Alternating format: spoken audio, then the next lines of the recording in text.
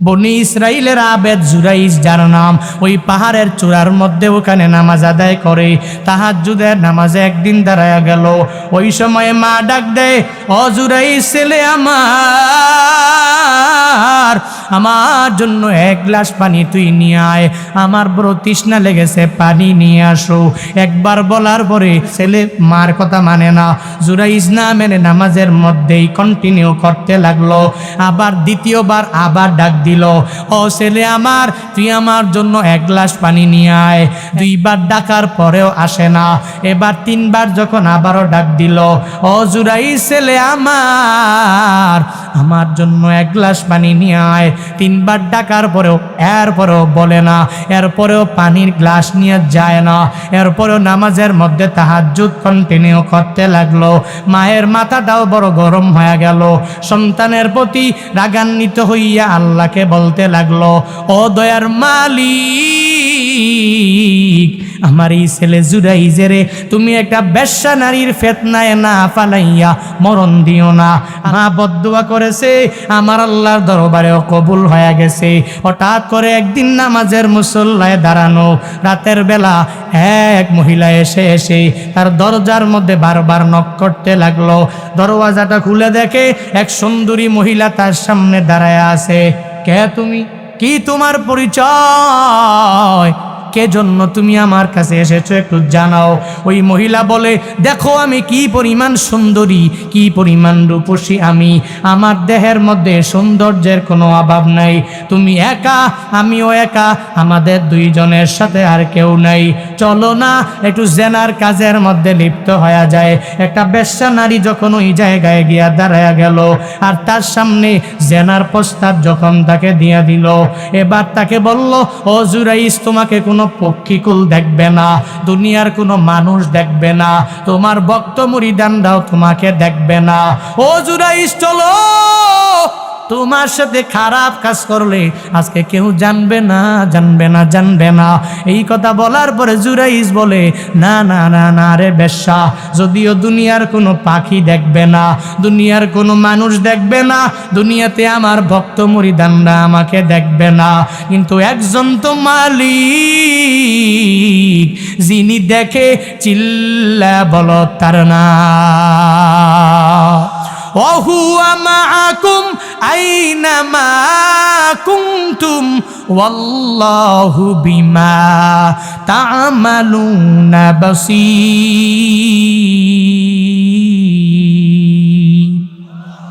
আল্লাহ পাক জানায়া দিলেন, তুমি যেখানে যাও ওই জায়গায় আমি আল্লাহ আছি। ওহুয়া মাআকুম, তিনি তোমাদের সাথে আছেন।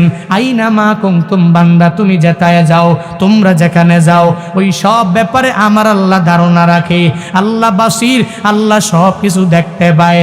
আল্লাহ তো জানে, ও বেশ্যা, তোমার সাথে কোনো খারাপ কাজ আমার দ্বারা সম্ভব হবে না। যাও যাও, এই জায়গা থেকে তুমি দূর দূর হয়ে যাও। তারায়া দিলেন। ওই বেশ্যা মহিলা বলে, এই জায়গায় আমি কাজ করতে পারবো না। চলে গেলেন পাহাড়ের তলদেশে। যাওয়ার পরে তাকায়া দেখে এক রাখাল সারা দিনে রাখালগিরি করে। এরপরে যখন একটু ঘুম চলে আসলো, সে ঘুমে রইল। তাকে গিয়ে স্পর্শ করে তাকে ঘুম থেকে জাগালো। রাখাল দেখে একটা সুন্দরী মহিলা তার সামনে হাজির হয়ে গেল। ওই মহিলা বলে, ও রাখাল, আমি দেখতে কেমন, আমাকে তুমি একটু জানাও না? বলে, তুমি সুন্দরী রূপসী, তোমার ডাগর ডাগর চোখ, এত সুন্দরী রমণী তুমি। বলে, আমার সাথে যদি চাও তাহলে খারাপ কাজ করতে পারো, বা কোনো অসুবিধা নাই।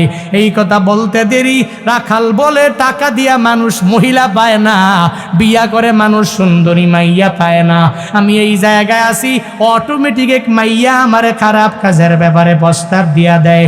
বলতে দেরি খারাপ কাজগুলো করতে লাগলো।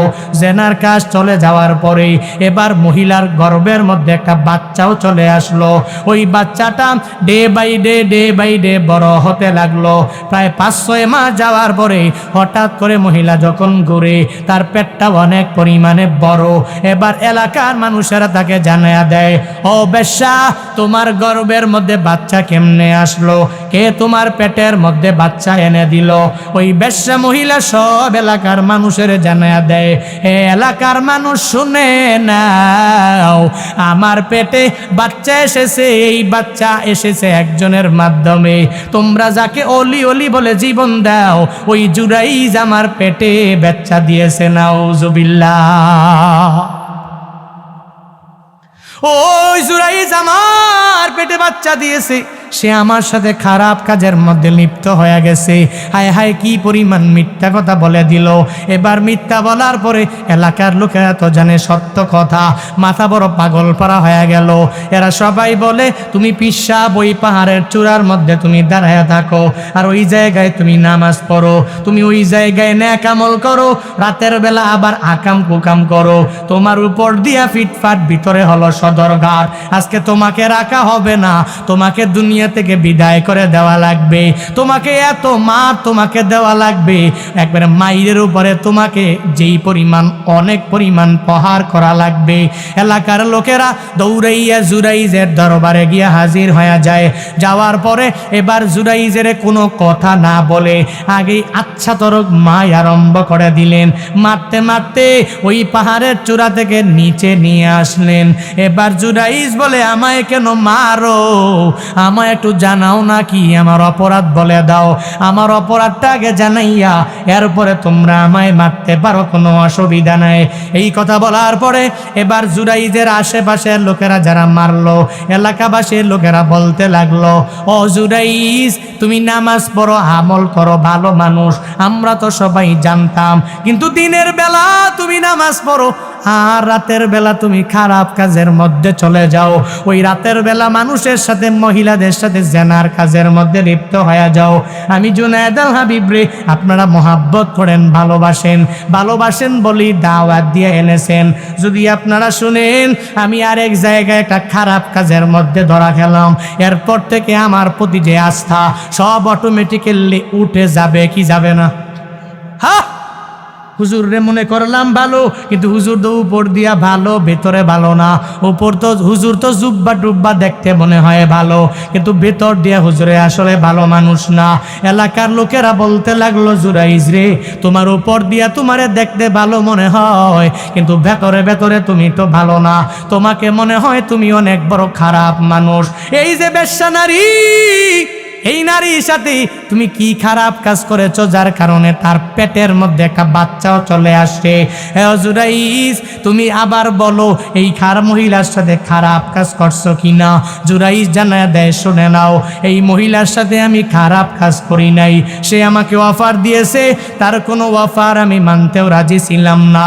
এই কথা বলার পরে আরো মানতে লাগলো, চুরি চুরি, আবার সিনা জুরি, আবার মিথ্যা কথাও তুমি নাকি বলো। এই কথা বলার পরে তিনি বলে, না না, আমি মহিলার সাথে খারাপ কাজ করি নাই, কোনো জেনার কাজের মধ্যে আমি লিপ্ত হয়ে যাই নাই। এই কথা বলার পরে জুরাইজরে যখন আর ছাড় দেওয়া হয় না, জুরাইজ বলে, ও এলাকাবাসীর লোকেরা, আমাকে 2 রাকাত নামাজ পড়ার সুযোগ দাও, আমার মাওলার দরবারে আমি একটু বলবো। নামাজের মধ্যে দাঁড়াইয়া আমার আল্লাহর কাছে বলতে লাগলেন, ও আল্লাহ, আমি জিন্দেগিতে তোমার কাছে কোনো আবদার করি নাই, কিছু আমি চাই নাই। ও আল্লাহ, আজকে নামাজ যখন শেষ হয়ে যাবে, ওই গর্ভবতী মহিলা, ওই বেশ্যার গর্ভের দিকে তাকাইয়া আমি শাহাদাত আঙ্গুল দিয়া আমি বলবো, ও গর্ভবতী মহিলার পেটের বাচ্চা, তুমি বাচ্চাটা কার, তোমার বাবাকে তুমি একটু জানাও না। আজকে এই ছেলের জবানটা, এই সন্তানের জবানটা তুমি খুলে দিয়ে দিবা। আল্লাহর কাছে আবদার জানাইয়া, জানে তো অলি মানুষ, আল্লাহ তার কথা পরিপূর্ণ রাখবে।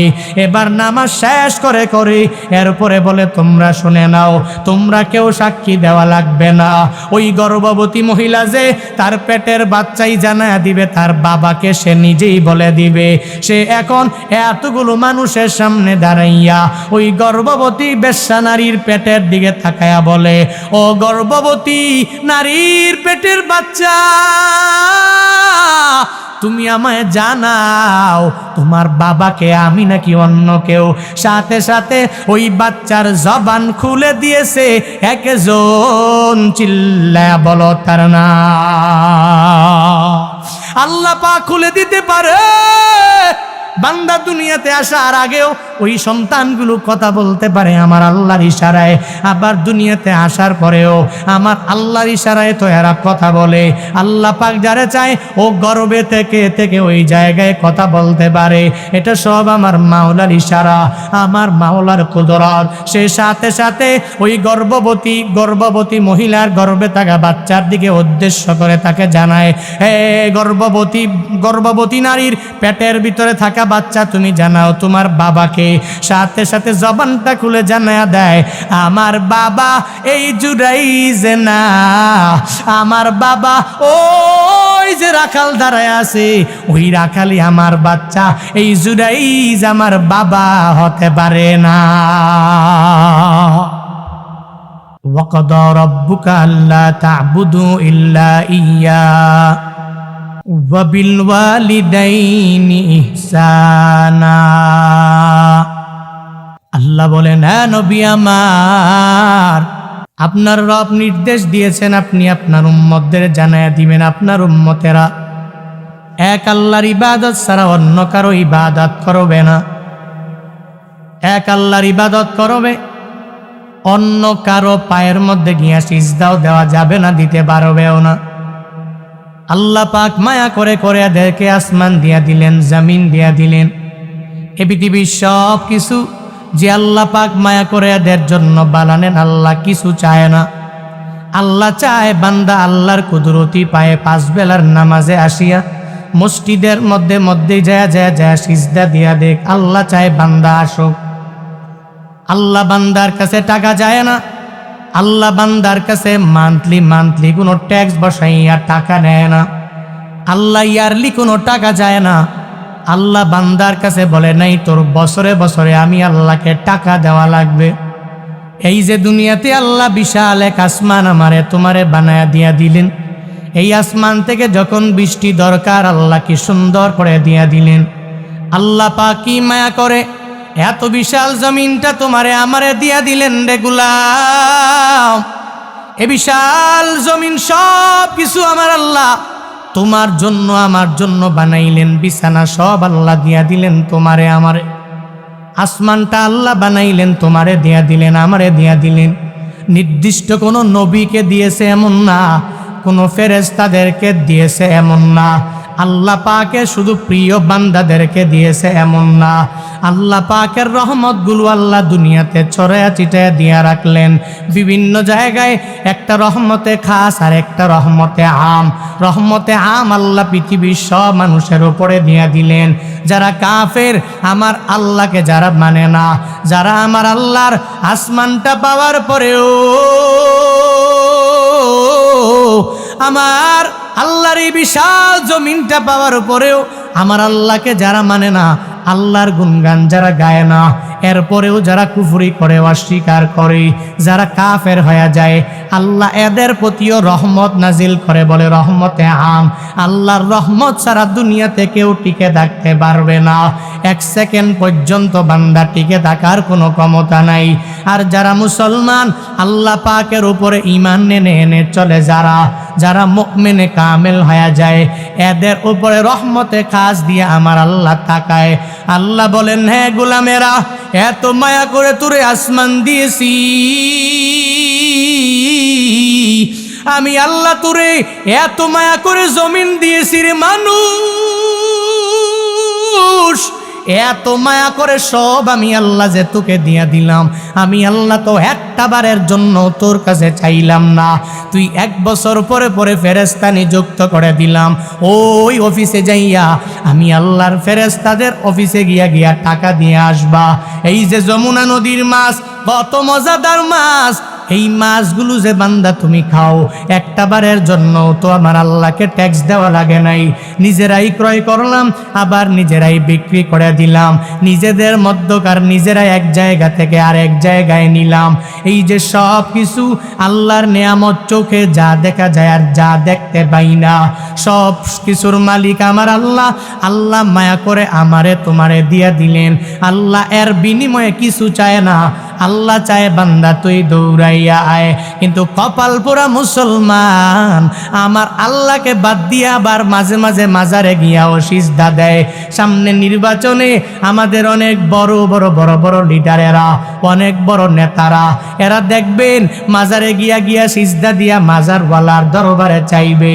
ওই জায়গায় যাইয়া ওই মাজারওয়ালাকে বলবে, হে মাজারওয়ালা, কয়েকদিন পরে আমার ইলেকশন, এটা আমার হলো প্রতীক, তো আমি তোমার কাছে দৌড়ে আসলাম, তুমি আমাকে বড় একটা নেতা বানায়া দাও, আমাকে বড় লিডার বানায়া দাও, আমার প্রতীকের ভিতরে অনেক পরিমাণ বেশি ভোট তুমি জোগাড় করে দাও। ওই মাজারওয়ালার কাছে যাইয়া শাহজালাল শাহপরানের মাজারের মধ্যে দৌড়াবি, আর ওই মাজারের সামনে যাইয়া নিজের কপালটা ওই মাজারের মধ্যে টেকায়া দিবে। অথচ ওরা জানে না মাজারওয়ালা দিতে পারে না। এক আল্লাহর ইবাদতে তুই মসজিদের মধ্যে চলে যাও, আর ওই জায়গায় গিয়ে ফরজ নামাজ পড়ো। ওই জায়গায় ফরজের পরে আমার মাওলারে যদি দুইটা হাত বাড়াইয়া আল্লাহকে যদি ডাক দাও, আল্লাহ আমার মনের বাসনা সব তুমি পূরণ করে দাও, আল্লাহর কাছে ইবাদতের দোহাই দিয়া চাইতে দেরি হয়ে যাবে, আমার মাওলাও তোমাকে দিতে দেরি করবে না। আল্লাহ পাক ভরপুর করে দিবে।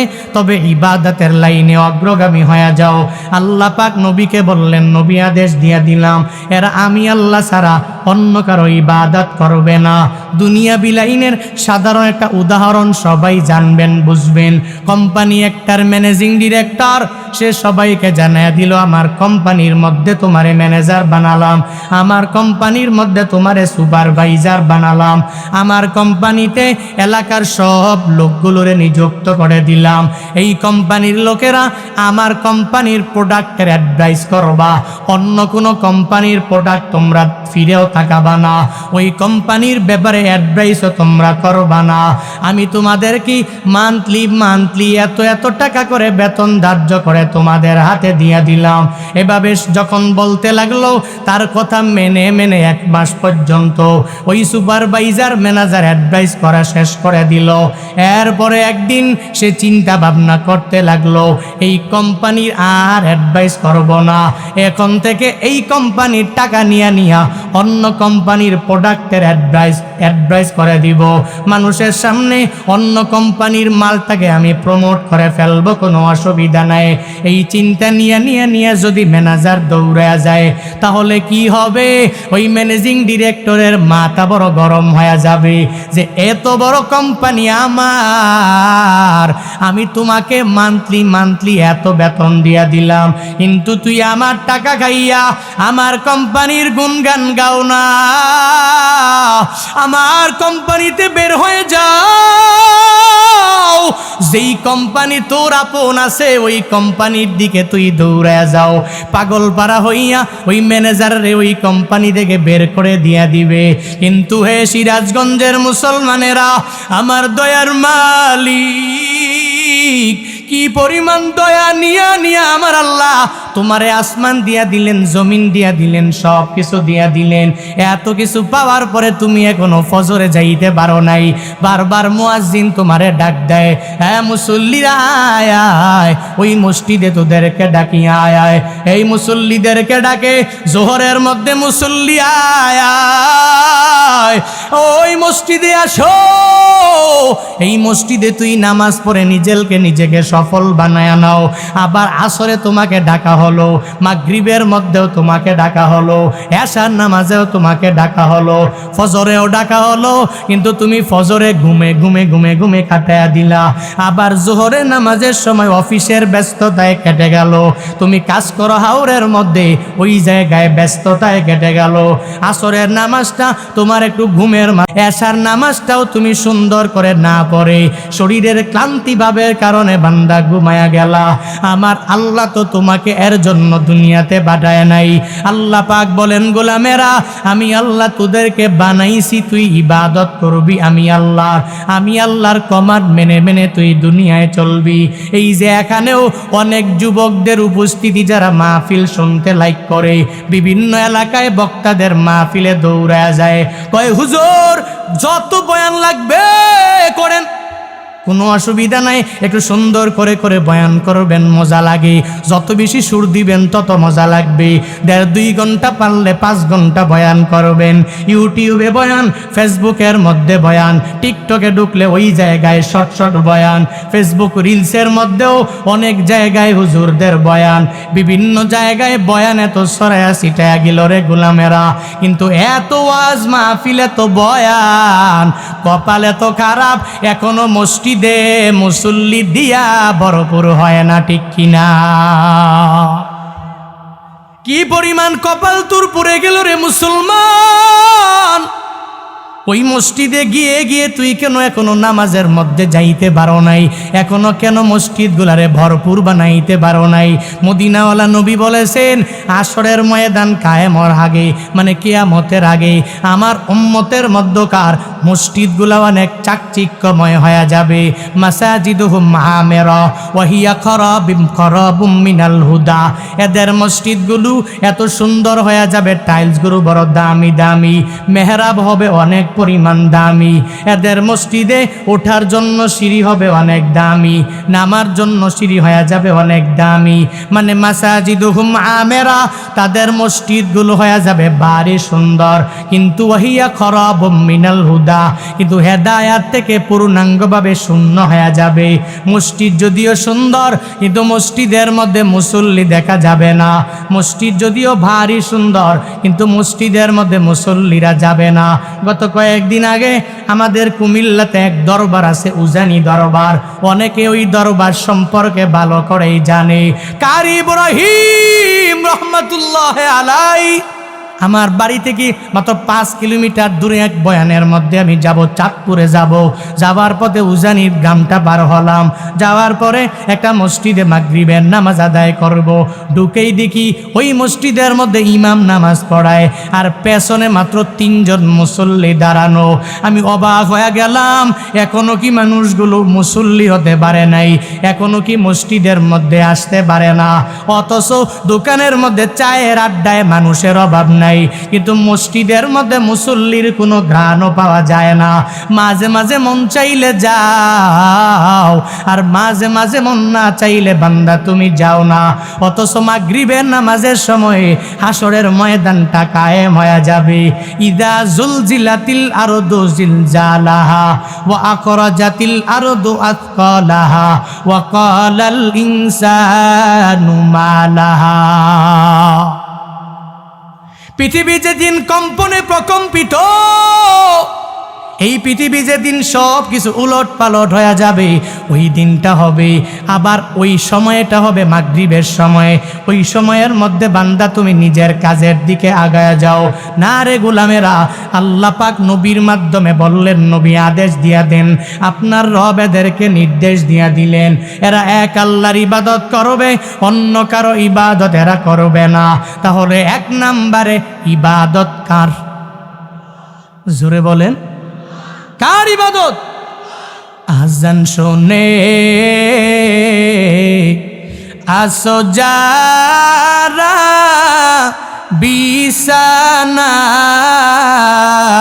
বিছানায়, তাদের জন্যে কান্দেন নবী মদিনায়, তাদের জন্যে কান্দেন নবী মদিনায়।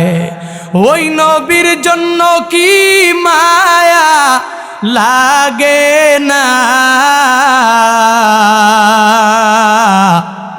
হায়রে উম্মত নামাজ কেনে পড়ো না?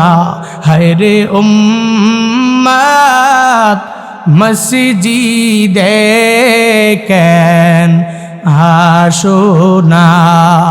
আজান শুনে আসো যারা বিছানায়,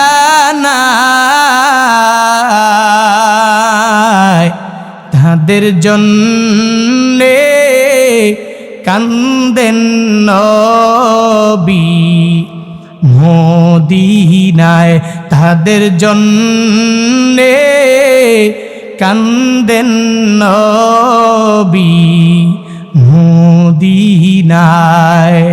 এক নাম্বার আমার মাওলার ইবাদত করে নাও কার? সবাই বলেন মাজারে সিজদা কার কুদরতি পায়? কথা বলেন না কেন? আল্লাহর কুদরতি পায় সিজদা। এক নাম্বারে ইবাদত কার? ইবাদতের মধ্যে শুধু নামাজ নাকি রোজাও আছে? শুধু নামাজ রোজা নাকি জাকাতও আছে? শুধু নামাজ রোজা জাকাত না হজও আছে? এই সব আল্লাহ পাকের আদেশগুলো যা এগুলো সব হচ্ছে আমার মাওলা পাকের ইবাদত। আর ইবাদতে যখন বান্দা মশগুল হয়ে যাবে ওই বান্দাই তো খাঁটি একজন মুসলমান। নামাজ নাই তো তুমি নিজেকে মুসলমান দাবি করে কি লাভ? একজন কাফের আর মুসলমানের মাঝে পার্থক্যই নামাজ। আমার ঘোষণা না নবীর? কথা বলেন না কেন? তুমি রমজান এলে রাখো না রোজা, দিনকে করো আঘাত, পয়সা করির নেই তো অভাব, দাও না তো যাকাত। তুমি ইমানদারির বড়াই করো নেই তোমার ইমান, ইমানদারির বড়াই করো নেই তোমার ইমান। তুমি কেমন মুসলমান? তুমি কেমন মুসলমান? কেমন মুসলমান? তুমি কেমন মুসলমান? তুমি সুদের টাকায় প্রাসাদে গড়ো, ঘুষ ছাড়ো না, দিন দুঃখী না খেয়ে মরে খবর রাখো না। তুমি ঘুষ খেয়ে বিচার করো সাজিয়া প্রদান, আছে না নাই? তুমি ঘুষ খেয়ে বিচার করো সাজিয়া প্রদান। তুমি কেমন মুসলমান? তুমি কেমন মুসলমান? কেমন মুসলমান? তুমি কেমন মুসলমান? তুমি নবীর উম্মত দাবি করো, সুন্নাহ মানো না, নবীর অপমানে তোমার হৃদয় কাঁদে না। তুমি বিজাতীয় সংস্কৃতিতে সপেছ পরাণ, বিজাতীয় সংস্কৃতিতে সপেছ পরাণ। তুমি কেমন মুসলমান? তুমি কেমন মুসলমান? কেমন মুসলমান? তুমি কেমন মুসলমান? নামাজের সাথে নাই পরিচয়, মানো না কোরআন, নামাজের সাথে নাই পরিচয়, মানো না কোরআন। তুমি কেমন মুসলমান? তুমি কেমন মুসলমান? কেমন মুসলমান? তুমি কেমন মুসলমান? ঠিক কি না? মুসলমান নামাজে তোমার পরিচয়, তুমি মুসলমান, তোমার ইনকামটা সুদ মুক্ত ইনকাম, এটা তোমার পরিচয়। তুমি মুসলমান, তোমার ইনকাম ঘোষ মুক্ত ইনকাম, এটা তোমার পরিচয়। তুমি মুসলমান, তুমি নবীর সুন্নতের উপরে আমলকারী হবা, এটাই তোমার পরিচয়। কিন্তু মুসলমান, বাবা মুসলমান, দাদা মুসলমান, এরকম মুসলমান হইলে হবে? কথা বলেন না কেন? কিছু আমল করে, পুঁজি বানিয়ে, বাস্তব জীবনে আমল করে এরপরে মুসলমান হওয়া লাগবে। আল্লাহ পাক সেই খাঁটি মুসলমান আমাদেরকে বানায়া দেন। আরো জোরে পড়েন, ওয়াকাদা রাব্বুকা আল্লা তা'বুদু ইল্লা ইয়্যা। এক নম্বরে নবী আপনি আদেশ দিয়ে দেন এরা ইবাদত করবে আমি আল্লাহর, আল্লাহ সারা দুনিয়ার কারো ইবাদত করবে না। এরপরে এরা মা বাবার খেদমত করবে, এটা আল্লাহ পাকের নির্দেশ আল্লাহ জানায়া দিলেন। আল্লাহ পাক বলেন, ও নবী আমার আপনি উম্মতের জানায়া দেন এরা এদের মা বাবার সাথে ভালো আচরণ করবে, অন্যায় করবে না। কেন করবে না? কারণ মা বাবা ছোটবেলায় এদেরকে লালন পালন করলো, বৃদ্ধ হয়ে যাওয়ার পরে বাবার সাথে খারাপ আচরণ করা যাবে না। মা বৃদ্ধা হওয়ার পরে ওই মায়ের সাথে কোনো অন্যায় আচরণ করা যাবে না। কিন্তু আমগো কপালটা এমনভাবে পুড়ে গেল, সমাজের মধ্যে আমি বউ পাওয়ার পরে আমার মা বাবার সাথে সম্পর্ক আমার ছিল আগে একরকম, এখন বউ পাওয়ার পরে হয়ে গেল আর এক রকম। আবার কয়েকদিন পরে একটা ছেলে মেয়ে আমার ঘরে চলে আসলো, আল্লাহ মায়া করে করে একটা সন্তান আমারে দিয়ে দিলেন। এরপরে সম্পর্কটা আমার আরো অন্যরকম হয়ে গেল। এতদিন পর্যন্ত বাবা ছাড়া আমি চলতে পারি না, এতদিন পর্যন্ত মা ছাড়া চলতে পারি না। ইম্মা ইয়াবলুগান্না ইনদাকাল কিবারু আহাদুহুমা আও কিলাহুমা, যেই মা বাবা এক সময় যুবক ছিল ওই মা বাবা সর্বাবস্থার জন্য যুবক থাকবে না, একদিন বৃদ্ধ বৃদ্ধা দুইজনই হবে কি হবে না? হ্যাঁ, এত বৃদ্ধ হয়ে যাবে ওই বাবা ঠিক মতো কোনো কথা বললেও বুঝতে চাইবে না, ওই মাটা এমন পরিমাণ বৃদ্ধা হয়ে যাবে যতই তুমি বোঝানোর জন্য চেষ্টা করো বান্দা বুঝতে চাইবে না। ওই মা বাবার সাথে বৃদ্ধ হয়ে যাওয়ার পরে খারাপ আচরণ করা যাবে না। একটু আগের কথা চিন্তা করে নাও, যেই মা বাবার মাধ্যমে তুমি দুনিয়াগুলো দেখতে পারলারে গোলামেরা, যেই মা এত পরিমাণ কষ্ট করে করে তোমারে আমারে যেই মা ওই গর্বের মধ্যে রাখলেন, ওই মা গর্বে নিয়ে নিয়ে নিয়ে নিয়ে এত কষ্ট করলেন, যখনই তোমার মার দিক থেকে মনটা উঠে যেতে চায় তখনই ওই চিন্তা বান্দা একটু করে নাও, তোমার বউটারে তুমি একটু জিগাও না, ও বউ আমার, তোমার গর্বে যে আমার ছেলেটা সুন্দরভাবে আছে, আমার সন্তান গর্বে নিয়ে নিয়ে কি পরিমাণ কষ্ট তোমার পোহাতে হয়, তখন বউ জানায়া দিবে যে আমার এত পরিমাণ কষ্ট হয়ে যায় স্বামী আমার, আপনার মায়েরও এত পরিমাণ কষ্ট হয়েছে আপনাকে পেটে নিয়ে নিয়া। ওই মায়েরা গর্বে নিয়ে নিয়ে নিয়ে কষ্ট করেন। আল্লাহ পাক অপর আয়াতের মধ্যে জানায়া দেয়, হে দুনিয়ার মানুষেরা, তোমরা মা বাবার সাথে ভালো আচরণ কেন করবা? একমাত্র কারণ মা তোমাকে গর্বে নিলেন, আর ওই মা 10টি মাস পর্যন্ত গর্বে নিয়ে নিয়ে বড় করলেন, আবার দুনিয়াতে আসার সময়ও ওই মা তো বালতি ভরা রক্ত তোমার জন্য কম জড়ায় নাই। আমি প্রায় জায়গায় গেলে মায়ের কষ্ট বর্ণনা করতে যাইয়া রাজশাহী মেডিকেল কলেজের অনেক আগের এক ঘটনা আমি টেনে আনি। ওই মেডিকেল কলেজের ডাক্তারদের সামনে এক গর্ভবতী প্রেগনেন্ট মহিলাকে যখন নিয়ে আসা হলো, ওই মাকে আনার পরে ডাক্তারেরা চেক আপ করে একটা সিদ্ধান্ত নেওয়া লাগবে, বলে সন্তানটা যদি চাও তাহলে মাটাকে পাওয়া যাবে না, আর যদি মাটাকে পাইতে হয় তাহলে সন্তান পাওয়া যাবে না। সিদ্ধান্ত দুইটা, একটা সিদ্ধান্ত নিয়ে নিয়ে একজনের বাঁচানো লাগবে। ওই মেডিকেল কলেজের ডাক্তারেরা দৌড়াইয়া ওই মহিলার স্বামী কোথায়, ওই স্বামীর দরবারে চলে যায়, আর যায় বলে আপনি মহিলার স্বামী নাকি? বলে হ্যাঁ হ্যাঁ আমি মহিলার স্বামী। বলে একটা সিদ্ধান্ত আপনার নেওয়া লাগবে। বলে কি সিদ্ধান্ত জানাও, আমার কি ছেলে হয়েছে নাকি মেয়ে হয়েছে, নাকি দুইটা সন্তান একসাথে আমার আল্লাহ আমাকে দিয়েছে, আমার বউ কেমন আছে, তোমরা আমাকে একটা ভালো সুসংবাদ দিয়া দাও। ডাক্তারেরা বলে না না, এই সুসংবাদ দেওয়ার জন্য আপনার কাছে আসি নাই, হ্যাঁ মহিলার স্বামী, আমি আপনার কাছে এসেছি এজন্য, যদি আপনি আপনার স্ত্রীটা চান তাহলে সন্তান পাবেন না, আর যদি সন্তানটাকে চান তাহলে আপনার স্ত্রী আপনি পাবেন না। এবং এখন কাকে আপনার লাগবে, কে আপনার দরবারে সবচেয়ে বেশি গুরুত্বপূর্ণ আমাকে জানায়া দেন, তাহলে আমরা ওই সিদ্ধান্তের উপরে কাজ করতে পারবো। বেচারা কিংকর্তব্য বিমূঢ়, নিজের ছেলে মেয়ে চাইবে নাকি নিজের স্ত্রীটাকে চাইবে? স্ত্রীটাও তার কাছে অনেক পরিমাণ দামি, আবার সন্তানটাও তার কাছে অনেক পরিমাণ দামি। সে মনে মনে ভাবতে লাগলো, যেই সন্তানের আশায় আমি ওয়েটিংয়ে আছি, আমার ওই সন্তান দুনিয়া থেকে বিদায় হয়ে যাবে, মেনে নিতে পারি না। এখানে যারা বাবা আছেন, নিজের ছেলেরা যখন মেয়েরা যখন দুনিয়া থেকে আপনার সামন থেকে বিদায় হয়ে যায়, তখন তো আপনি নিজেকে ধরে রাখতে পারেন না, নিজেও পরিপূর্ণ পাগল পারা হয়ে যান। আমার নবীও তো ছেলের জন্য কি পরিমাণ কান্না আমার নবী করলেন। আল্লাহ আমার নবীরেও 3টা ছেলে দিয়েছিলেন, কিন্তু 3টা ছেলেই চলে নিয়ে গিয়েছে।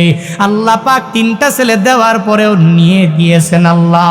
লাস্ট সন্তানটা যখন আল্লাহ দিলেন, 3 নাম্বার ছেলের বেলা যখন অসুস্থ হয়ে গেল, আমার নবীও তো একজন বাবা, ওই নবীও তো ছেলের জন্য চোখের পানি ফেলায় আল্লাহর দরবারে কান্না করেছে।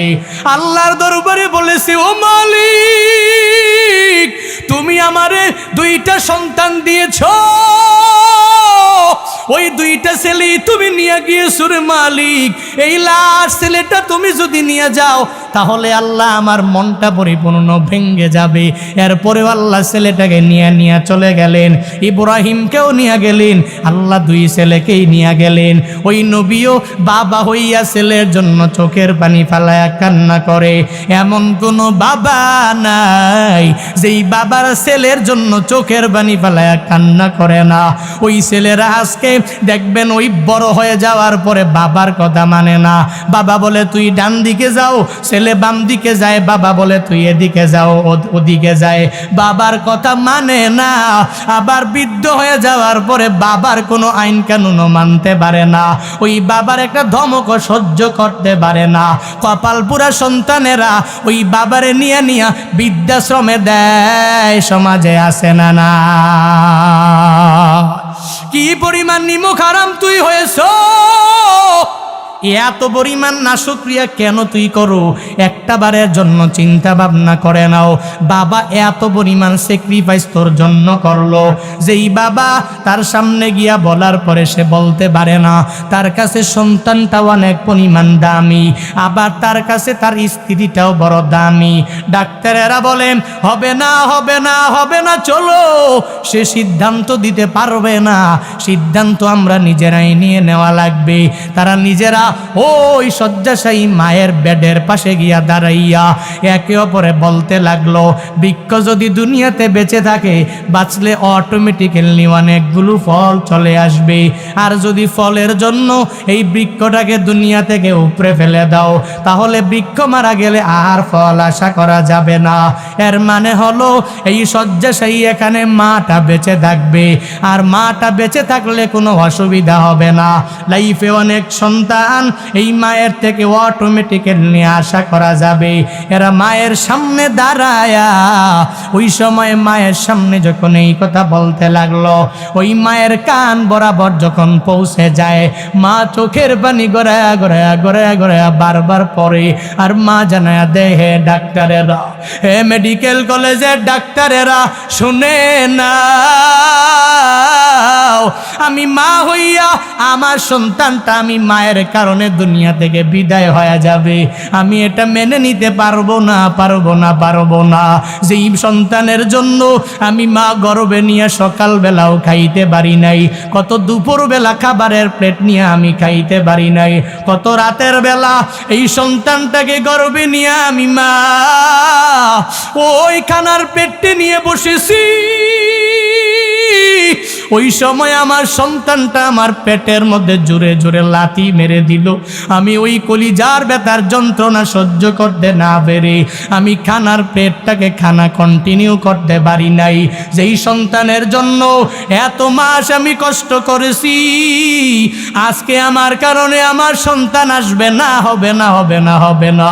এই মেডিকেল কলেজের ডাক্তারেরা, তোমাদের সিদ্ধান্ত চেঞ্জ করে নাও। আমি মা দুনিয়াতে থাকার কোনো দরকার নাই।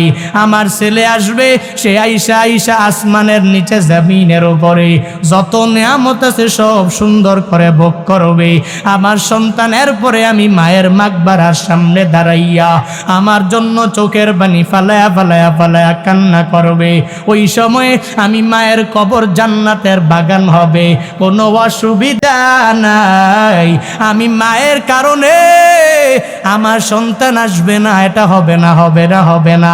আজকে আমি মা দুনিয়ায় থাকবো না, আমার কারণে আমার ছেলে আসবে, এর জন্য আমি বিলকুল আফসোস করি না। এত পরিমাণ কষ্ট ওই মায়েরা করে। মাঝে মাঝে মেডিকেল কলেজে তো যান, মাঝে মাঝে হসপিটালে যান, ওই জায়গায় গিয়া দেখবেন কি পরিমাণ স্যাক্রিফাইস গর্ভবতী মায়েরা করে। একটা সন্তানের জন্য স্যাক্রিফাইস এদের কি পরিমাণ আছে। একটু যাইয়া দেখে নিজের ইমানটাকে মজবুত করা লাগবে। ওই মায়ের কথাগুলো চিন্তা করে যুবকেরা আজকে মায়ের মনে তুই আঘাত দিও না। ও যুবকেরা আজকে বাবার মনের মধ্যে তুই আঘাত দিও না। এই যে মাকবারা কবরস্থানের উদ্যোগে মাহফিল, এই মাকবারার ভিতরে কত মা বাবা শুয়ে আছে। ওই মা বাবার জন্য ছেলেরা চোখের পানি ফালায়া কান্না করে। ওই বাবার কবরের সামনে গিয়া দাঁড়াইয়া বারবার বাবার চেহারার কথা মনে পড়ে যায়। আর বাবাকে বারবার ডাকলেও তো আর জিন্দেগিতে আসবে না। ওই মায়ের কবরের সামনে গিয়া ওই মায়ের চেহারাটা নিজের চোখের সামনে ভেসে ওঠে। যতই মারে মা বলে ডাক দাও, একটা বারের জন্য তো মা আসবে না। এজন্য তো বলি এটা এমন এক বৃক্ষের নাম, যদি একবার তোমার থেকে ছুটে যায় রে বান্দা, তাহলে কশিন কালো এই মূলধন আর খুঁজে পাওয়া যাবে না। থাকতে দাম দাও, থাকতে কিছু খাওয়ায়া দাও, থাকতে বড় মাছটা কিনে এনে দাও, থাকতে ভালো ভালো খাবারগুলো, দামি দামি খাবারগুলো ওই মা বাবার সামনে বান্দা তুমি উপস্থাপন করে দাও। ওই মা বাবার সাথে হাসান করো, যেটা আল্লাহ পাক নিজেই জানায়া দিলেন। তুই তোর মা বাবার সাথে এহসান করবা। এহসান কেমন জানোনি? বলে নেওয়ার বেলায় নিলা কম, আর দেওয়ায় মায়া করে দিলা বেশি। ওই মা বাবা ছোটবেলায় গরিবী হালতের কারণে তোমাকে ভালো জামা পরাইতে পারে নাই, এই কারণে বৃদ্ধ হয়ে যাওয়ার পরে তুমি কম দামি পরাবা না। তোমার টাকা থাকলে দামি বাবারে কিনা দিবা, দামি সামনে শীতকালে জ্যাকেট ওই মায়ের বান্দা তুমি কিনা দিবা। ওই মা বাবার একটা চাদর তুমি দামি দেইকা কিনা দিবা, একটা শাল কিনে নিয়ে আসবা। ওই মাকে বলবা মা তুমি মরে গেলে আমার আর কেউ নাই, তুমি আসমানের নিচে জমিনের উপরে আমার কাছে দামি। তোমার ছেলের জন্য তুমি একটু হাত তুলে দোয়া করে দাও গো মা। ও মা তোমার স্বামী থাকতে মানে আমার বাবা থাকতে এত পরিমাণ টাকাও নাই, তোমাকে দিতেও পারে নাই দামি কিছু কিনিয়া। ও মা আজকে ছেলেটা অনেক বড় লোক হয়ে গেলাম, বড় দামি হয়ে গেলাম, নাও আমি তোমাকে উপহার দিয়া দিলাম। ওই মায়ের হাতের মধ্যে যাইয়া তুমি যদি 500-1000 টাকার একটা মালও যদি ধরায়া দাও, যেই পরিমাণ খুশি হবে বলে আসমানের নিচে জমিনের উপরে। দোয়া করনেওয়ালা যত বড় পিশাব যদি ভাড়া করে আনো, ও দোয়া করলে কবুল হতে পারে আবার নাও হতে পারে। আর এই মা যদি তোমার জন্য দোয়া করে, আল্লাহ আমার ছেলেরে তুমি দুধে ভাতে খাওয়াও, দোয়া করতে দেরি হয়ে যাবে। ওই মায়ের দোয়া আমার মাওলার দরবারে যাইতে দেরি হবে না। খেদমতে মা দর পে দর কুন সুবহ শাম, তাকে বাসি দর্দ আলম নিকো নাম। খেদমতে মা দর পে দর কুন এখতিয়ার, তাকে বাসি দর্দ আলম বখতিয়ার। ওই মায়ের সাথে ভালো আচরণ করো। সিরাজগঞ্জের মুসলমানেরা কেন করো বা? কারণ মা তো গর্বে নিয়ে বড় করলেন, দুনিয়াতে আসার সময়ও কষ্ট করলেন, দুনিয়াতে আসার পরেও ওই মা কি 2টি বছর দুধ খাওয়ায় নাই? খাওয়াইছেনি না? খাওয়ায় নাই। আর বর্তমানে না কিছু মা আছে টেডি, ও খাওয়ায় না, তো বুকের দুধ খাওয়াইলে তাহলে আমার স্বাস্থ্যহীনতা হয়ে যাবে। দেখবেন ছেলেরে একটু বড় হতে না হতেই আল্লাহ পাকের আদেশ মেনে 2 বছর এই ছেলেটাকে এই মেয়েটাকে নিজের বুকের দুধ খাওয়ানোর আদেশ আল্লাহ পাক দিয়ে দিলেন। আল্লাহর কথা না মেনে ওই ছেলেকে অনেক বেশি পুষ্টিকর খাবার খাওয়াতে হবে, সুষম খাদ্য খাওয়াতে হবে, অল্প টাইমে অনেক দামি বানাতে হবে ওই ছেলেকে। এজন্য দেখবেন মাঝে মাঝে কিছু মায়েরা নিজের বুকের দুধ খাওয়ায় না, অন্য কান থেকে বিভিন্ন খাবার অর্ডার করে আনে, অনলাইন থেকে অর্ডার করে, এরপরে ছোট্ট ছেলের মুখে দেয়। খুদার কসম করে বলি, ওই মায়ের বুকের দুধ খাওয়ায়া এরপর যদি ছেলেটাকে বড় করতে পারো, আল্লাহর কসম একবার, আল্লাহর কসম দুইবার, আল্লাহর কসম শতবার করে বলতে পারি, এই ছেলে বড় হয়ে যাওয়ার পরে আপনার সাথে কোনো অন্যায় আচরণ করবে না, এই ছেলে ইসলাম বিরোধী হবে না, ও আলিফ বা তার জ্ঞান ভিতরে নিয়ে বড় হতে পারবে। কিন্তু মায়ের দুধই খাওয়ার নাই, মা কি জিনিস এই দরত্ব সে বোঝে নাই। বৃদ্ধ হয়ে গেলে আপনাকে লাঠাইয়া ওই বৃদ্ধাশ্রমে নিয়ে ওই ছেলেই পাঠাবে। চিল্লা এখন ঠিক কিনা? এই জন্য মায়েরা সাবধান, এই চিন্তা নিবেন না যে আমার দুধ যদি আমার সন্তান পান করে স্বাস্থ্যহীনতা হবে, আমি পুষ্টিহীনতায় ভুগবো। এটা ভুল ধারণা। ছেলেটাকে নিজের বুকের দুধ খাওয়াবেন। আপনিই তো গার্ডিয়ান, আপনিই তো পৃথিবীর সবচেয়ে বড় শিক্ষক। প্রথম সন্তানের জন্য নিজে নিজে শিখাবেন, আলিফ বা তা শিখাবেন, ক খ শিখাবেন। এই ছেলেকে ভালো কিছু ইলম ছোটকাল থেকে এই ভিতরে ভিতরে ঢুকাইয়া দিবেন, তাহলে কি হবে? এটা ফায়দা হবে।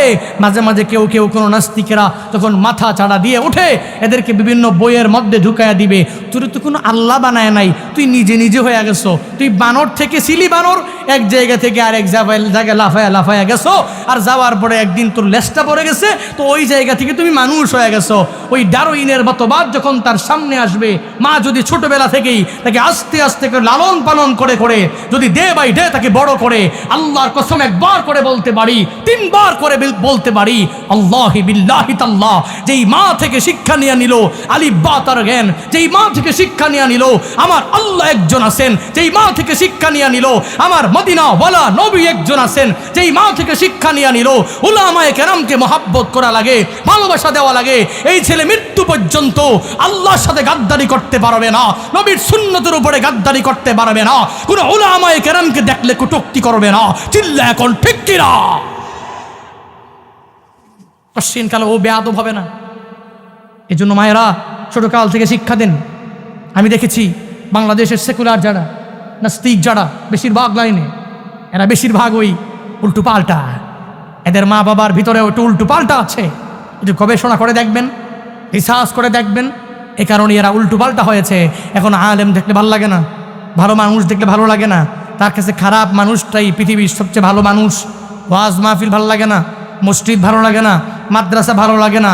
এটা আমাদের মুসলমানদের মাঝেও কিছু ব্যক্তিরা আছে, আল্লাহ পাক ওনাদেরকেও হেদায়াত দান করো। আরো জোরে পড়েন, আরো জোরে পড়ি আমিন। মা বাবার সাথে ভালো আচরণ করবো না খারাপ? সবাই বলেন ভালো আচরণ করা লাগে। আদেশটা যেন কে দিয়েছেন? আহা কয় না? খারাপ লাগতেছে আপনাদের? শেষ করে দেওয়া দরকার, একটু টানবো, এরপর শেষ করে দিবেন ইনশাআল্লাহ। তাহলে ইবাদত 1 নম্বরে কার? 2 নাম্বার খেদমত কার? 1 নম্বরে আল্লাহর ইবাদত করে নাও, 2 নম্বরে মা বাবার খেদমত করে নাও।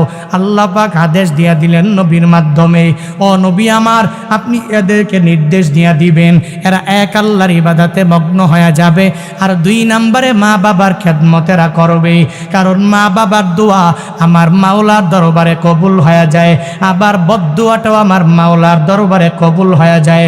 ছোট্ট একটা বুখারী শরীফের বর্ণনা আপনাদেরকে শুনাইলেই বুঝে যাবেন কি পরিমাণ দোয়া বদদোয়া কবুল হয়ে যায়।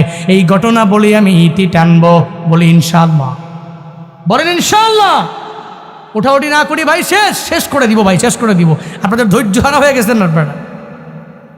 শেষ করে দিব না এটা বলবো, একটু বলবো নি? বুখারী শরীফের বর্ণনা, এক আল্লাহর বান্দা আবেদ পাহাড়ের চূড়ায় চূড়ায় নামাজ আদায় করে, বড় আবেদ, বড় আল্লাহওয়ালা, আল্লাহর একজন খাঁটি বান্দা, যার নাম হলো জুরাইজ। কি নাম? সবাই বলেন। জুরাইজ নামক বড় আবেদ তাহাজ্জুদ মিস দেয় না, নামাজ মিস দেয় না, কোনো আমল যার বাদ যায় না। ওই জুরাইজ পাহাড়ের চূড়ার উপরে দাঁড়াইয়া ওই জায়গার মধ্যে আমার আল্লাহকে ডাক দেয়, আর আল্লাহর সাথে কান্নাকাটি করে, আর আল্লাহর সাথে সম্পর্কটা আরো বাড়ায়। বলে আল্লাহর সাথে যদি সম্পর্ক লাগাও তাহলে তাহাজ্জুদের কোনো বিকল্প নাই। পৃথিবীতে যত অলিয়া উলিয়া যারা হয়েছে তাহাজ্জুদের নামাজ ছাড়া কেউ হতে পেরেছে? হ্যাঁ, কেউ হতে পারে নাই বাংলাদেশে যত অলিয়া উলিয়া গাউস কুতুব আছে যারা তাহাজ্জুদের নামাজ এক বেলাও মিস দেয় না, এরা এদের নামাজটারে 6 ওয়াক্ত বানায় নেয়, মানে 5 বেলা নামাজ তো এরা পড়ে, আবার তাহাজ্জুদের নামাজটাও এরা নামাজের মতো ধরে নেয়। ওই সময় উঠাই লাগবে, আমার নামাজ পড়া লাগবে।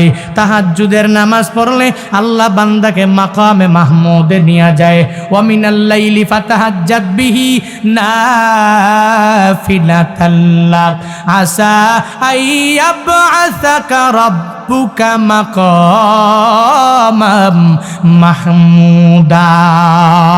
আল্লাহ পাক জানায়া দিলেন, তুই রাতের বেলা তাহাজ্জুদের নামাজে কিয়ামান তুই দাঁড়ায়া যাও, ওই সময়ে তাহাজ্জুদের নামাজ পড়লে কি ফায়দা? আসা আইয়াবআসাকা রাব্বুকা মাকামাম মাহমুদা। আল্লাহ পাক আশা করা যায় তোমারে মাকামে মাহমুদে নিয়ে যাবে, আল্লাহ পাক প্রশংসিত একটা স্থানের মধ্যে নিয়ে যাবে। বনি ইসরাইলের আবেদ জুরাইজ যার নাম, ওই পাহাড়ের চূড়ার মধ্যে ওখানে নামাজ আদায় করে। তাহাজ্জুদের নামাজে একদিন দাঁড়ায়া গেল, ওই সময় মা ডাক দেয়, ও জুরাইজ ছেলে আমার জন্য 1 গ্লাস পানি তুই নিয়ে আয়, আমার বড় তৃষ্ণা লেগেছে, পানি নিয়ে আসো। একবার বলার পরে ওই ছেলের কথা ছেলে মার কথা মানে না, জুরাইজ না মেনে নামাজের মধ্যেই কন্টিনিউ করতে লাগলো। আবার দ্বিতীয়বার আবার ডাক দিল, ও ছেলে আমার, তুই আমার জন্য 1 গ্লাস পানি নিয়ে আয়। 1 গ্লাস পানি নিয়ে আসলে আমার তৃষ্ণা মিটে যাবে পানি পান করার মাধ্যমে। 2 বার ডাকার পরেও আসে না। এবার 3 বার যখন আবারও ডাক দিল, ও জুরাইজ ছেলে আমার জন্য 1 গ্লাস পানি নিয়ে আয়। 3 বার ডাকার পরেও এরপরেও বলে না, এরপরেও পানির গ্লাস নিয়ে যায় না, এরপরেও নামাজের মধ্যে তাহাজ্জুদ কন্টিনিউ করতে লাগলো। মায়ের মাথাটাও বড় গরম হয়ে গেল, সন্তানের প্রতি রাগান্বিত হইয়া আল্লাহকে বলতে লাগলো, ও দয়ার মালিক, আমার এই ছেলে জুরাইজেরে তুমি একটা বেশ্যা নারীর ফিতনায় না ফালাইয়া মরণ দিও না। আল্লাহর কাছে বদদুয়া করলো কে? হ্যাঁ, মা বদদুয়া করেছে, আমার আল্লাহর দরবারেও কবুল হয়ে গেছে। 3 ব্যক্তির দোয়া আমার আল্লাহ খালি ফিরায় না। সালাসু দাওয়াতিন মুস্তাজাবাত লা শাক্কা ফিহিন্না দাওয়াতুল মাজলুম ওয়া দাওয়াতুল মুসাফির ওয়া দাওয়াতুল ওয়ালিদাইন লিওয়ালাদি। আল্লাহর নবী জানায়া দিলেন, উম্মতেরা, 3 ব্যক্তির দোয়া আমার মাওলা খালি ফিরায় না।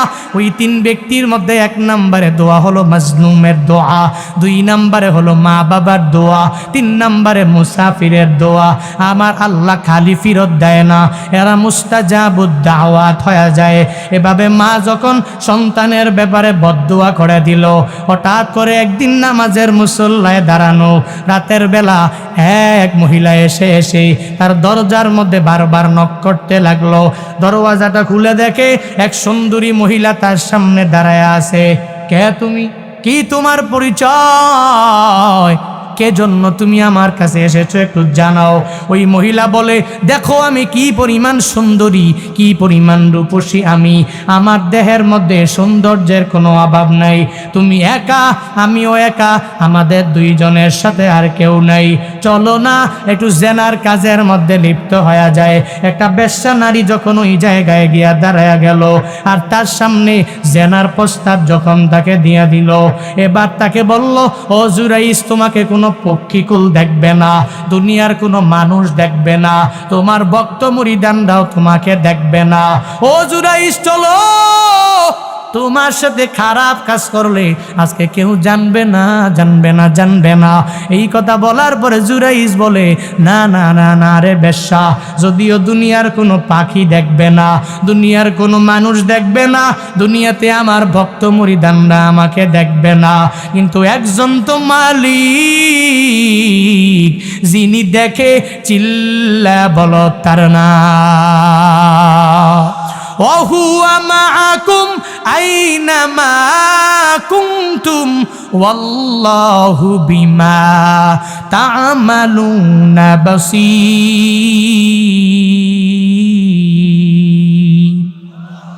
আল্লাহ পাক জানায়া দিলেন, তুমি যেখানে যাও ওই জায়গায় আমি আল্লাহ আছি। ওহুয়া মাআকুম, তিনি তোমাদের সাথে আছেন। আইনা মা কুনতুম, বান্দা তুমি যেথায় যাও, তোমরা যেখানে যাও, ওই সব ব্যাপারে আমার আল্লাহ ধারণা রাখে। আল্লাহ বাসির, আল্লাহ সব কিছু দেখতে পায়। আল্লাহ তো জানে ও বেশ্যা, তোমার সাথে কোনো খারাপ কাজ আমার দ্বারা সম্ভব হবে না। যাও যাও, এই জায়গা থেকে তুমি দূর দূর হয়ে যাও। তারায়া দিলেন। ওই বেশ্যা মহিলা বলে এই জায়গায় আমি কাজ করতে পারবো না। চলে গেলেন পাহাড়ের তলদেশে। যাওয়ার পরে তাকায়া দেখে এক রাখাল সারা দিনে রাখালগিরি করে রাখালগিরি করে। এরপরে যখন একটু ঘুম চলে আসলো, সে ঘুমে রইল। তাকে গিয়ে স্পর্শ করে তাকে ঘুম থেকে জাগালো। রাখাল দেখে একটা সুন্দরী মহিলা তার সামনে হাজির হয়ে গেল। ওই মহিলা বলে, ও রাখাল, আমি দেখতে কেমন আমাকে তুমি একটু জানাও না? বলে, তুমি সুন্দরী রূপসী, তোমার ডাগর ডাগর চোখ, এত সুন্দরী রমণী তুমি। বলে, আমার সাথে যদি চাও তাহলে খারাপ কাজ করতে পারো বা কোনো অসুবিধা নাই। এই কথা বলতে দেরি রাখাল বলে, টাকা দিয়া মানুষ মহিলা পায় না, বিয়া করে মানুষ সুন্দরী মাইয়া পায় না। আমি এই জায়গায় আছি, অটোমেটিক এক মাইয়া আমারে খারাপ কাজের ব্যাপারে প্রস্তাব দিয়া দেয়। বলতে দেরি খারাপ কাজগুলো করতে লাগলো। জেনার কাজ চলে যাওয়ার পরে এবার মহিলার গর্ভের মধ্যে একটা বাচ্চাও চলে আসলো। ওই বাচ্চাটা ডে বাই ডে বড় হতে লাগলো। প্রায় 5-6 মাস যাওয়ার পরে হঠাৎ করে মহিলা যখন ঘুরে, তার পেটটা অনেক পরিমাণে বড়। এবার এলাকার মানুষেরা তাকে জানায়া দেয়, ও বেশ্যা, তোমার গর্ভের মধ্যে বাচ্চা কেমনে আসলো? কে তোমার পেটের মধ্যে বাচ্চা এনে দিল? ওই বেশ্যা মহিলা সব এলাকার মানুষের জানায়া দেয়, হে এলাকার মানুষ শুনে নাও, আমার পেটে বাচ্চা এসেছে। এই বাচ্চা এসেছে একজনের মাধ্যমে। তোমরা যাকে অলি অলি বলে জীবন দাও, ওই জুরাইজ আমার পেটে বাচ্চা দিয়েছে। নাউজুবিল্লাহ। ওই জুরাইজ আমার পেটে বাচ্চা দিয়েছে, সে আমার সাথে খারাপ কাজের মধ্যে লিপ্ত হয়ে গেছে। হায় হায়, কি পরিমাণ মিথ্যা কথা বলে দিল। এবার মিথ্যা বলার পরে এলাকার লোকেরা তো জানে সত্য কথা, মাথা বড় পাগল পারা হয়ে গেল। এরা সবাই বলে, তুমি পিসাব ওই পাহাড়ের চূড়ার মধ্যে তুমি দাঁড়ায় থাকো, আর ওই জায়গায় তুমি নামাজ পড়ো, তুমি ওই জায়গায় নেক আমল করো, রাতের বেলা আবার আকাম কুকাম করো। তোমার উপর দিয়া ফিটফাট ভিতরে হলো সদরঘাট। আজকে তোমাকে রাখা হবে না, তোমাকে দুনিয়া থেকে বিদায় করে দেওয়া লাগবে। তোমাকে এত মার তোমাকে দেওয়া লাগবে, একবারে মাইরের উপরে তোমাকে যেই পরিমাণ অনেক পরিমাণ প্রহার করা লাগবে। এলাকার লোকেরা দৌড়াইয়া জুরাইজের দরবারে গিয়ে হাজির হয়ে যায়। যাওয়ার পরে এবার জুরাইজের কোনো কথা না বলে আগেই আচ্ছা তরক মাই আরম্ভ করে দিলেন। মারতে মারতে ওই পাহাড়ের চূড়া থেকে নিচে নিয়ে আসলেন। এবার জুরাইজ বলে, আমায় কেন মারো? আমায় একটু জানাও না, কি আমার অপরাধ বলে দাও, আমার অপরাধটা আগে জানাইয়া এরপরে তোমরা আমায় মারতে পারো, কোনো অসুবিধা নাই। এই কথা বলার পরে এবার জুরাইজের আশেপাশের লোকেরা যারা মারলো, এলাকাবাসীর লোকেরা বলতে লাগলো, ও জুরাইজ, তুমি নামাজ পড়ো, আমল করো, ভালো মানুষ, আমরা তো সবাই জানতাম, কিন্তু দিনের বেলা তুমি নামাজ পড়ো আর রাতের বেলা তুমি খারাপ কাজের মধ্যে চলে যাও। ওই রাতের বেলা মানুষের সাথে, মহিলাদের সাথে জেনার কাজের মধ্যে লিপ্ত হয়ে যাও। আমি জুনায়েদ আল হাবিব রে আপনারা মহাব্বত করেন, ভালোবাসেন বলি দাওয়াত দিয়ে এনেছেন। যদি আপনারা শুনেন আমি আরেক জায়গায় একটা খারাপ কাজের মধ্যে ধরা খেলাম, এরপর থেকে আমার প্রতি যে আস্থা সব অটোমেটিক্যালি উঠে যাবে কি যাবে না? হ্যাঁ, হুজুর রে মনে করলাম ভালো, কিন্তু হুজুর তো উপর দিয়া ভালো, ভেতরে ভালো না। উপর তো হুজুর তো জুব্বা টুব্বা দেখতে মনে হয় ভালো, কিন্তু ভেতর দিয়া হুজুরে আসলে ভালো মানুষ না। এলাকার লোকেরা বলতে লাগলো, জুরাইজ রে, তোমার উপর দিয়া তোমারে দেখতে ভালো মনে হয়, কিন্তু ভেতরে ভেতরে তুমি তো ভালো না, তোমাকে মনে হয় তুমি অনেক বড় খারাপ মানুষ। এই যে বেশ্যা নারী, এই নারীর সাথে তুমি কি খারাপ কাজ করেছো যার কারণে তার পেটের মধ্যে একটা বাচ্চাও চলে আসে? হে জুরাইজ, তুমি আবার বলো এই মহিলার সাথে খারাপ কাজ করছো কিনা? জুরাইজ জানায়া দেয়, শুনে নাও, এই মহিলার সাথে আমি খারাপ কাজ করি নাই। সে আমাকে অফার দিয়েছে, তার কোনো অফার আমি মানতেও রাজি ছিলাম না। এই কথা বলার পরে আরো মানতে লাগলো, চুরি চুরি, আবার সিনা জুরি, আবার মিথ্যা কথাও তুমি নাকি বলো। এই কথা বলার পরে তিনি বলে, না না, আমি মহিলার সাথে খারাপ কাজ করি নাই, কোনো জেনার কাজের মধ্যে আমি লিপ্ত হয়ে যাই নাই। এই কথা বলার পরে জুরাইজরে যখন আর ছাড় দেওয়া হয় না, জুরাইজ বলে, ও এলাকাবাসীর লোকেরা, আমাকে 2 রাকাত নামাজ পড়ার সুযোগ দাও, আমার মাওলার দরবারে আমি একটু বলবো। নামাজের মধ্যে দাঁড়াইয়া আমার আল্লাহর কাছে বলতে লাগলেন, ও আল্লাহ, আমি জিন্দেগিতে তোমার কাছে কোনো আবদার করি নাই, কিছু আমি চাই নাই। ও আল্লাহ, আজকে নামাজ যখন শেষ হয়ে যাবে, ওই গর্ভবতী মহিলা ওই বেশ্যার গর্ভের দিকে তাকাইয়া আমি শাহাদাত আঙ্গুল দিয়া আমি বলবো, ও গর্ভবতী মহিলার পেটের বাচ্চা, তুমি বাচ্চাটা কার, তোমার বাবাকে তুমি একটু জানাও না। আজকে এই ছেলের জবানটা, এই সন্তানের জবানটা তুমি খুলে দিয়ে দিবা। আল্লাহর কাছে আবদার জানাইয়া, জানে তো ওলি মানুষ, আল্লাহ তার কথা পরিপূর্ণ রাখবে। এবার নামাজ শেষ করে এরপরে বলে, তোমরা শুনে নাও, তোমরা কেউ সাক্ষী দেওয়া লাগবে না। ওই গর্ভবতী মহিলা যে তার পেটের বাচ্চাই জানায়া দিবে তার বাবাকে, সে নিজেই বলে দিবে। সে এখন এতগুলো মানুষের সামনে দাঁড়াইয়া ওই গর্ভবতী বেশ্যা নারীর পেটের দিকে তাকায়া বলে, ও গর্ভবতী নারীর পেটের বাচ্চা, তুমি আমায় জানাও তোমার বাবাকে আমি নাকি অন্য কেউ? সাথে সাথে ওই বাচ্চার জবান খুলে দিয়েছে। একজন চিল্লায়া বলো তার না। আল্লাহ পাক খুলে দিতে পারে। বান্দা দুনিয়াতে আসার আগেও ওই সন্তানগুলো কথা বলতে পারে আমার আল্লাহর ইশারায়, আবার দুনিয়াতে আসার পরেও আমার আল্লাহর ইশারায় তো এরা কথা বলে। আল্লাহ পাক যারে চায় ও গর্বে থেকে থেকে ওই জায়গায় কথা বলতে পারে। এটা সব আমার মাওলার ইশারা, আমার মাওলার কুদরত। সে সাথে সাথে ওই গর্ভবতী মহিলার গর্ভে থাকা বাচ্চার দিকে উদ্দেশ্য করে তাকে জানায়, হে গর্ভবতী নারীর পেটের ভিতরে থাকা বাচ্চা, তুমি জানাও তোমার বাবাকে।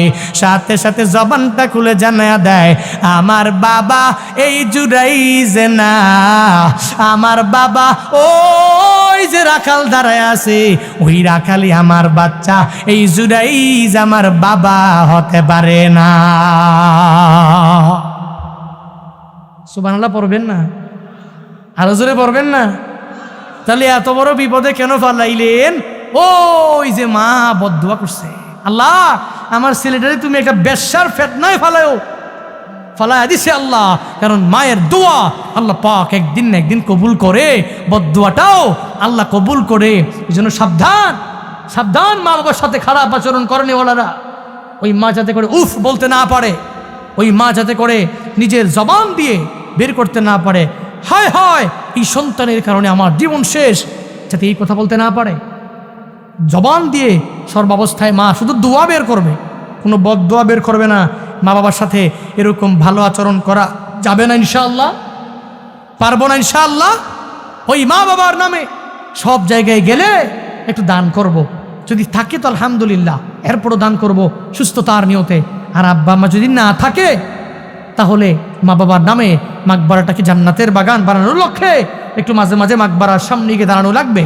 ওই জায়গায় দাঁড়িয়ে এরপরে মায়ের জন্য, বাবার জন্য মন থেকে অন্তর খুলে দোয়া করে বিভিন্ন মসজিদ, মাদ্রাসা, এই যে কবরস্থান যেখানে অনেকের মা বাবা শুয়ে আছেন, এই এলাকার আব্বা আম্মারা শুয়ে আছেন, আপনাদের দাদা, আপনাদের দাদি, আপনাদের নানা, আপনাদের নানি বিভিন্ন কবরস্থানে শুয়ে আছেন। এই কবরস্থানের জন্য আমাকে আবদার করা হয়েছে।